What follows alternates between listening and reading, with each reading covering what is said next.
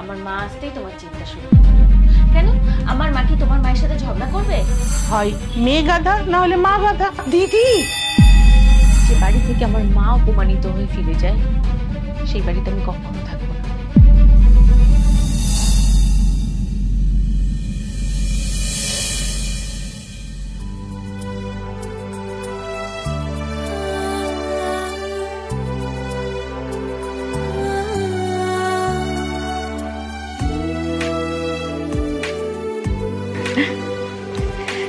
আরে থাক থাক থাক মা, থাক থাক থাক বাবা, থাক থাক।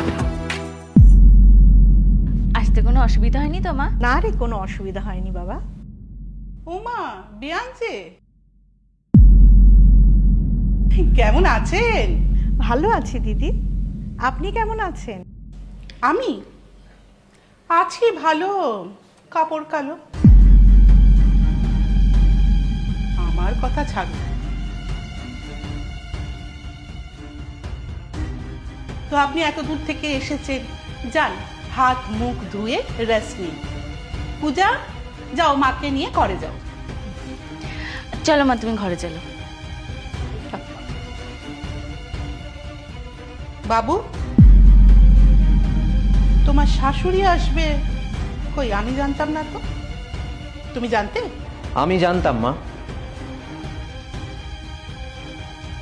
হে রাধা মাধব, তুমি বিচার করো, সবই তো দেখছো।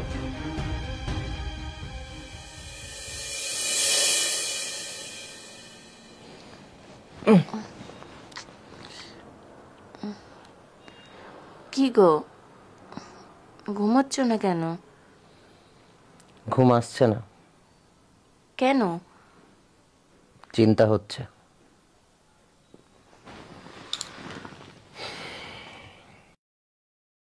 কিসের চিন্তা?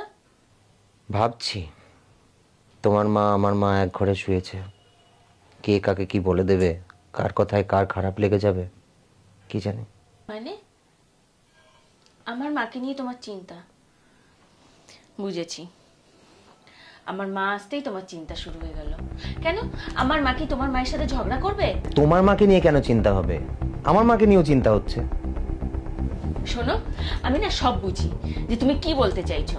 আমি জানি আমার মায়ের জন্যই তোমার এত চিন্তা হচ্ছে। কি উল্টো পাল্টা বলছো? আমি উল্টো পাল্টা বলছি? হ্যাঁ, তুমি উল্টো পাল্টা বলছো।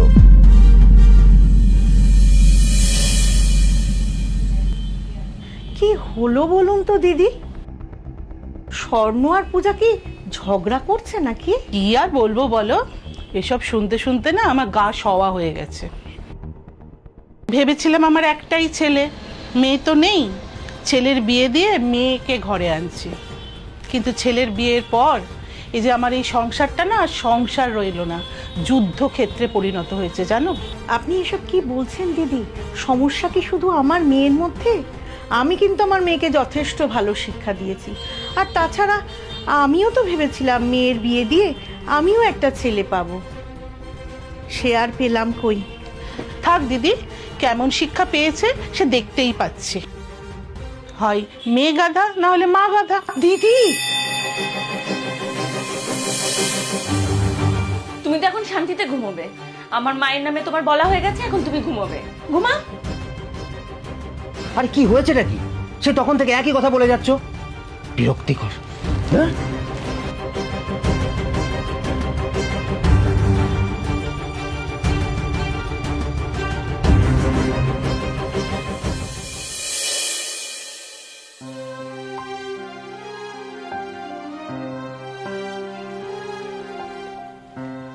পূজা।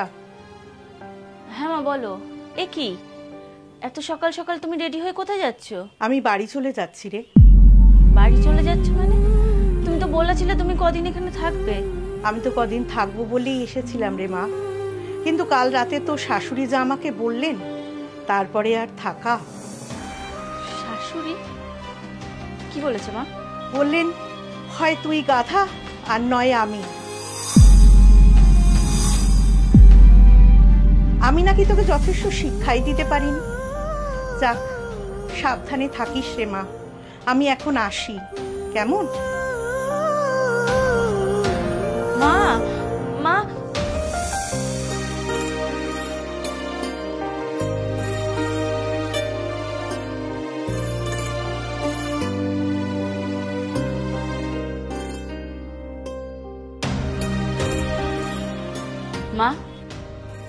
আপনি আমার মাকে কি এমন বলেছেন যে আমার মাকে বাড়ি ছেড়ে চলে যেতে হলো? তোমার মাকে আমি কি এমন বলেছি? কিছু বলিনি তো।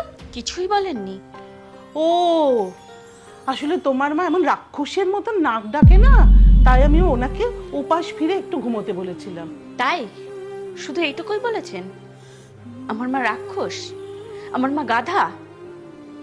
কেন মা? কই, আমি তো আপনাকে কখনো অসম্মান করিনি। আপনি যা বলেছেন, যা করেছেন, আমি সমস্ত কিছু মুখ বুজে মেনে নিয়েছি। কিন্তু এখন তো দেখছি আপনি আমার বাবা মাকেও ছাড়ছেন না। যে কেউ আমার মাকে অপমান করবে আর সেটা আমি মেনে নেব, এটা আপনি ভাবলেন কি করে? মা, আর যাই হয়ে যাক, অন্তত নিজের আত্মসম্মান বিক্রি করে আমি এই বাড়িতে থাকবো না। আজ যেটা হয়েছে সেটা আমি সহজে মেনে নেব না।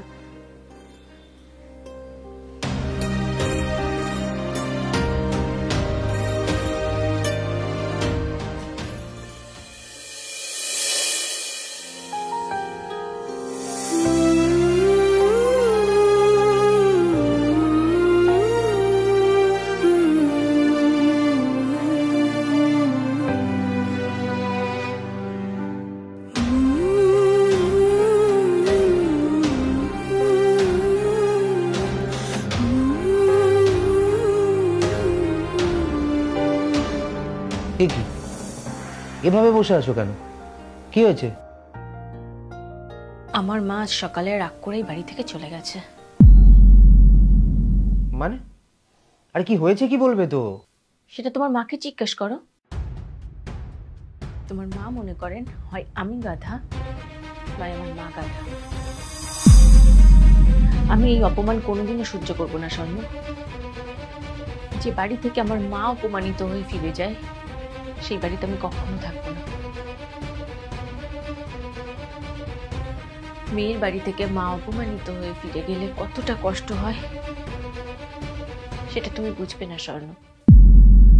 আমি এই মুহূর্তেই বাড়ি থেকে চলে যাব। পূজা, পূজা প্লিজ এরকম করো না, আমার কথাটা একবার শোনো। আমি আর এই বাড়িতে থাকবো না। পূজা, পূজা শোনো না, দেখো দেখো ঠান্ডা মাথায় বসে তো সবকিছু আলোচনা করা যেতে পারে। তুমি কেন?